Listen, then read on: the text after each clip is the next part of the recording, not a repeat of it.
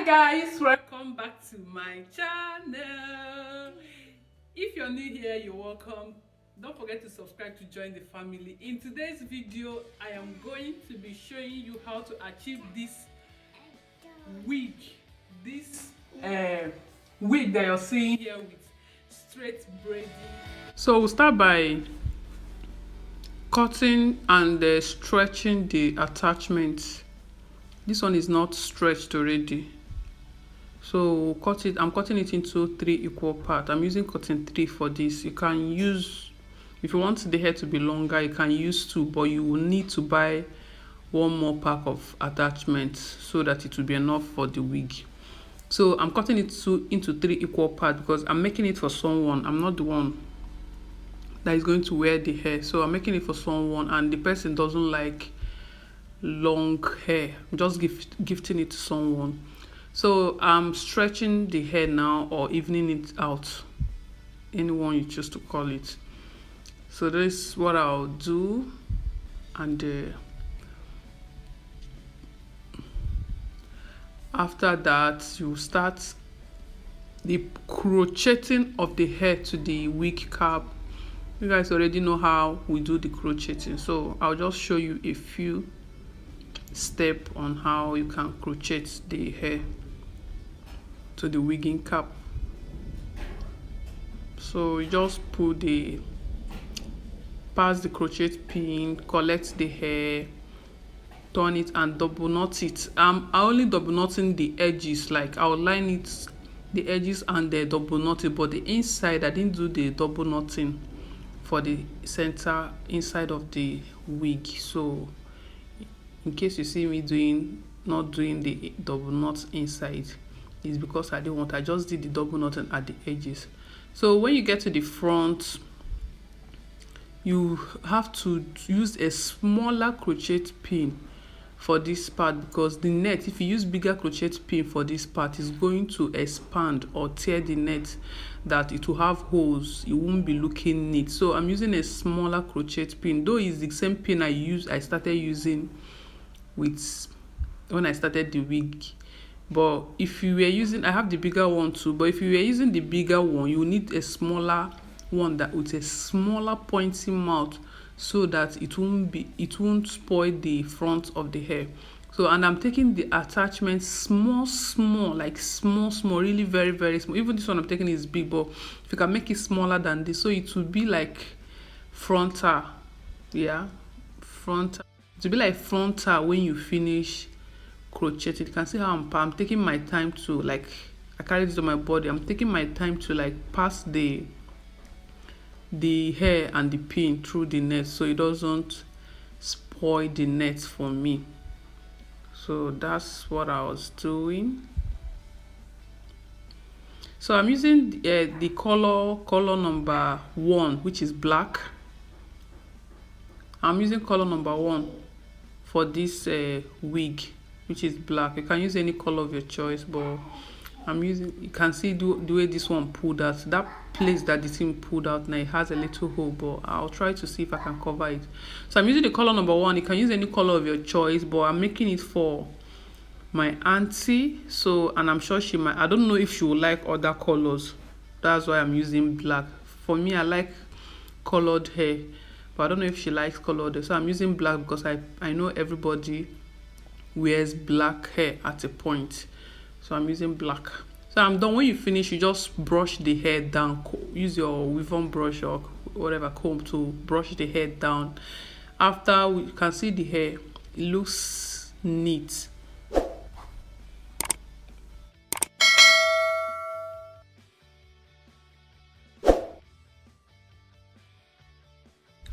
So you want to make sure before you roll the hair, you comb it out again, so that when you're after the coiling, you'll be able to separate the coils without tangling. So we'll be using bending rod for this coiling. So you see, we just put it at the root of the hair and coil it around the hair, not too tight, not too loose, after which you bend the rods. Make sure you bend it very well, if not the hair will just start unraveling itself when you have not even finished coiling it. So we'll repeat the process, the coiling process, all over the hair. Take it in smaller section. While you coil. If you want the coils to be smaller, you use a smaller size bending rod. If you want it to be bold, you use a bigger size bending rod. So when I was coiling my bending rod finished. I had to go buy an extra one, and when I went to buy, I didn't really see the same size I used. So I used something a little bigger than the ones I used in front, some part of the back, because it's not all part of the back. So that was what happened.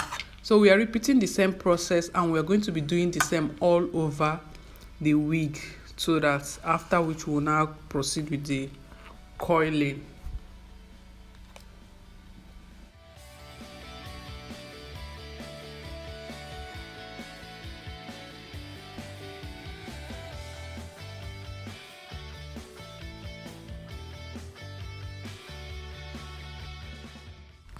So we'll be repeating the process, as I said, all over the hair.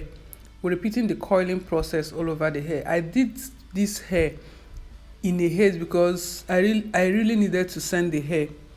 I wanted to send it with people that were traveling for Christmas, but unfortunately I didn't meet up. But I had to finish it and rush to send it through transport, so it will get to East before they will need the hair. So this is all the hair. You can see the bigger rods that I was telling you about, the red one and the blue one. So you just fill. So after which we proceed with hot water. Pour hot water in a bowl. So remember to add a little conditioner to the water and place the wig in it. You want to make sure the water is enough, because mine wasn't enough.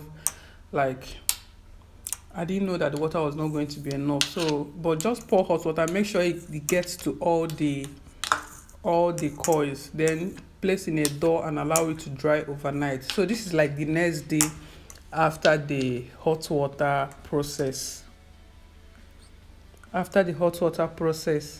So we are trying to unravel the coils now. First, we have to remove the bending rods, and then we'll continue with the unraveling process.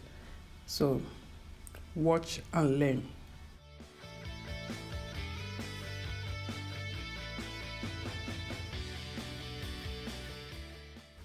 So this is what the hair looks like after removing the bending rod, or is it bending rod? Yes, bending rod. This is what the hair looks like. So unravel the hair. While you're unraveling the hair, you don't have to do it fast, as in like be in a haze. If you're in a haze, just leave it. When you come back, you continue, but you have to do it gently. And you see how I'm running my finger through the hair. That's the reason why you should comb the hair before you start coiling it on the bending rod.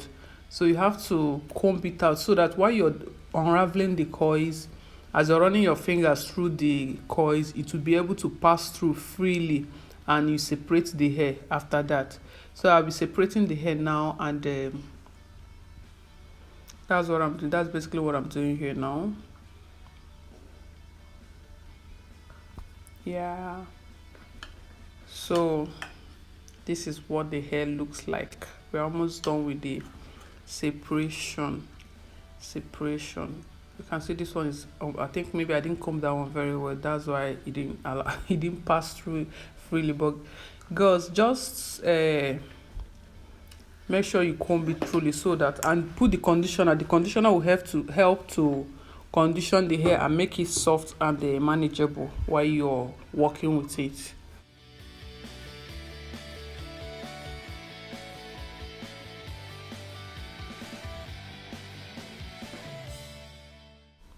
This is what the weave is looking like. You can see how the hair is coming up. The volume is okay. It's not too full. It's not too flat. And if you want it to have more volume, that means you have to add more attachments when you're wigging. You don't have to space it too much. So this is what the front of the hair is looking like. You can see how it's looking natural. Our frontal pattern is looking all natural and beautiful.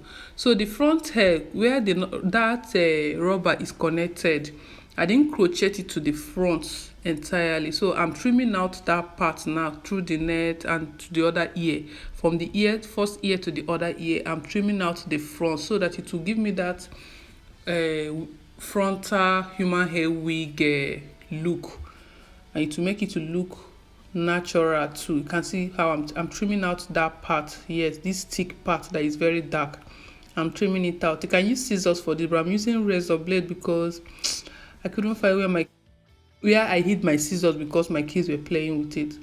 But this is how you're going to trim it out, make it look neat like that. See the part I'm trimming out, and see it like that.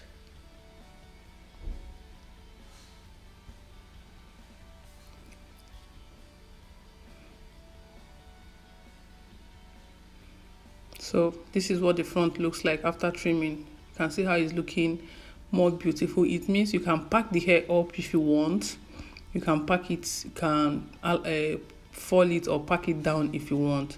So you can trim it to give it the shape that you want. Trim the back, the head, and give it the shape that you want.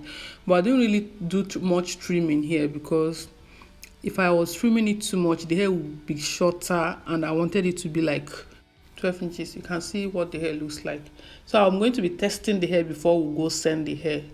So guys, before you wear your wig, try to wear your wig cap. Most times I don't wear my wig cap because I just wear the wig that moment to like end the video. But when I'm wearing this wig out, I wear my my wig cap to protect my hair from the hair ripping off the wig ripping off my hair. So make sure you wear something under your hair for protection. But I'm not wearing it because I need the hair to just test the hair and send.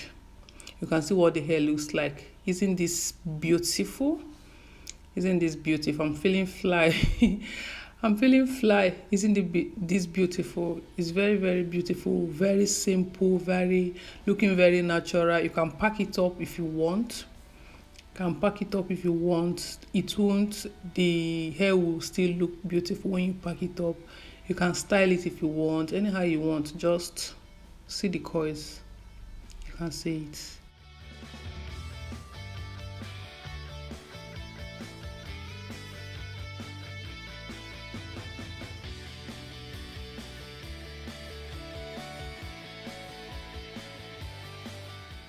End of the video. I hope you enjoyed it. If you did, don't forget to give it a thumbs up, big thumbs up.